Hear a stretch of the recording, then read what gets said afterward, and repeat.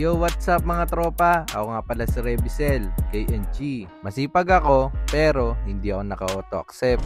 Hindi ako naka-auto accept kasi umiiwas ako sa traffic mga tropa. Dahil minsan malulugi ka sa oras dahil sa traffic. Nakatira kasi ako sa Novaliches. Alam nyo naman, kapag napadaan na kayo sa Quirino Faraway, mapapakamot ka. Kaya ang diskarte ko lagi mga tropa, kumukuha na agad ako ng long ride para makaiwas na sa traffic sa amin. Ang diskarte ko talaga mga tropa, pumupunta ako o tumatambay ako sa maraming booking na lugar. Katulad ng malls, terminal, at office areas mga tropa. Tinatambayan ko yan kasi maraming booking dyan. 6 a.m. to 9 a.m. at 5 p.m. to 8 p.m. yan ang prime time. Mas maraming pasahero, mas maraming chance makakuha ng booking manually. Kasi kung sa maling oras kayo nag-manual mga tropa, mapapatambay talaga kayo mga tropa. At alam nyo ba, dahil nalaman na nila ang manual at ang pag-i-ignore ay hindi nakakaban, naglagay na sila ng 5 minutes pause mga tropa. Ayan ang mahirap na kalaban natin ngayon.